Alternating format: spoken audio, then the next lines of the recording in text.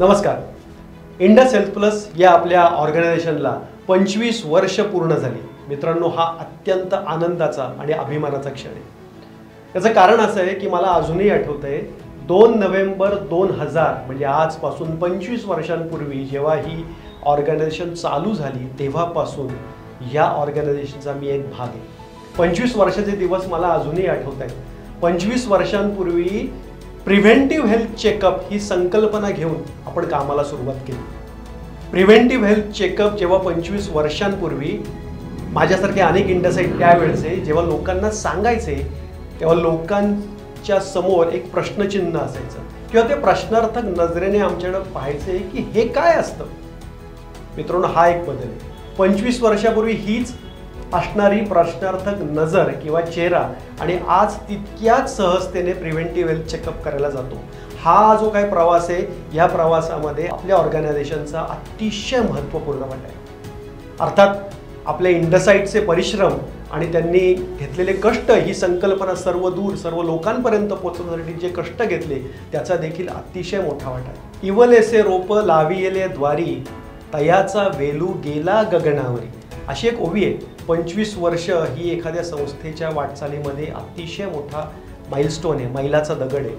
आपलं फाउंडेशन आता स्ट्रॉंग झालं आहे आणि आता या फाउंडेशनवर इमारत बांधण्याचं काम हे इथून पुढच्या काळामध्ये आपल्याला करायचं आहे. एखादा प्रोडक्ट चेन म्हणून घेणं आणि एखादा प्रोडक्ट गरज म्हणून घेणं हा जो फरक आहे ना, तो फरक आत्ता दिसतोय. 25 वर्षांपूर्वी प्रिव्हेंटिव्ह हेल्थ चेकअप लोकांना लक्झुरियस प्रोडक्ट वापरायचं म्हणजे ती माझी गरज आहे असं कधीही वाटायचं नाही. पण आज हाच प्रिव्हेंटिव्ह हेल्थ चेकअप काळाची गरज झाली आहे. हा जो बदल आहे त्याच्यामध्ये आपल्या ऑर्गनायझेशनचा अतिशय महत्त्वपूर्ण वाटा आहे.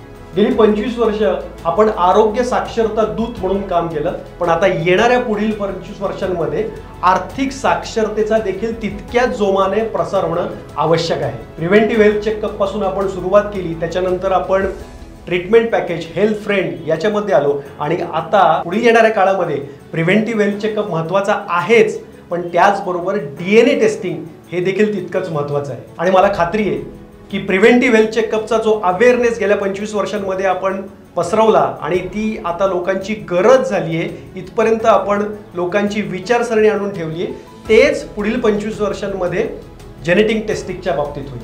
एक अतिशय सुप्रसिद्ध वाक्य आहे, वेळ लागल्याशिवाय इतिहास घडत नाही आणि वेळी माणसंच इतिहास घडवतात. मित्रांनो, आपलं रौप्य महोत्सवी वर्ष पूर्ण होतंय.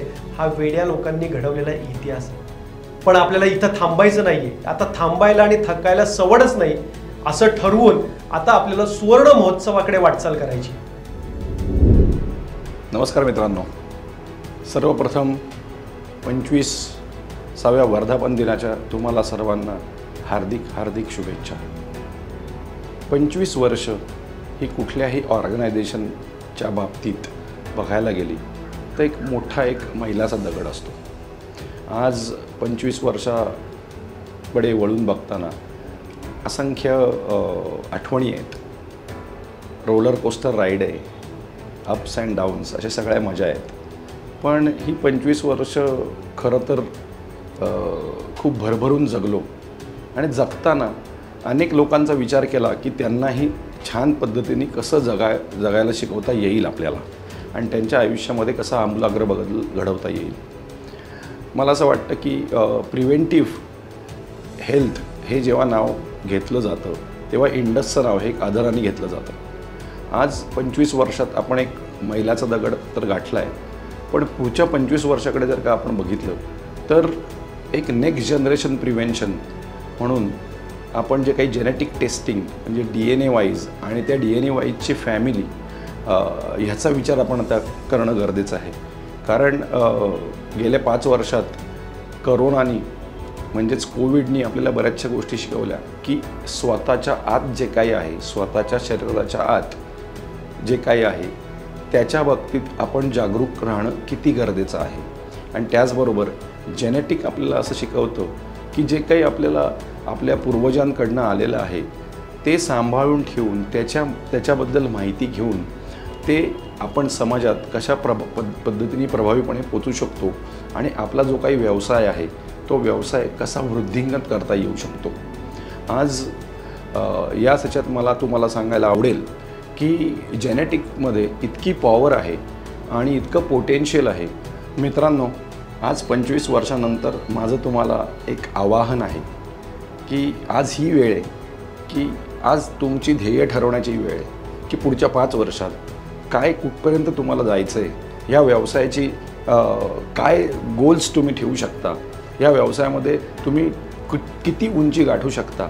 आणि जसं मला विचारलं तर स्काय इज द लिमिट ही गोष्ट आता आपल्यासाठी आहे. कारण अनेक वक्त्यांकडनं तुम्ही ऐकलं असेल की एक ब्रँड ऑलरेडी सेट झालेलं आहे. इंडस इज अ ब्रँड नाव, जे एक 25 वर्षापूर्वी एक जनरल असं बघणारं जे काही दृष्टिकोन होता, इंडसकडे बघण्याचा दृष्टिकोन, तो आज बदलून इंडस ही एक बहुराष्ट्रीय कंपनी असा एक वेगळा दृष्टिकोन आज आपण समाजाला, लोकांना देऊ शकलेलो आहे. त्याचबरोबर माणूस मोठा कधी होतो जर त्यांनी मोठे विचार केले, मोठी ध्येय ठेवली, मोठी उद्दिष्ट गाठण्याचा प्रयत्न केला आणि त्याच्यासाठी अविरत परिश्रम केले. अविरत परिश्रम नुसते चालणार नाहीत, तर त्याच्यासाठी ओनरशिप जर का घेतली तर आज हा व्यवसाय तुमचा प्रत्येकाचा एक स्वप्नवत प्रवास निर्माण तुम्ही करू शकता या व्यवसायाद्वारे. आणि त्याच्यासाठी माझ्याकडून तुम्हाला खूप शुभेच्छा. धन्यवाद.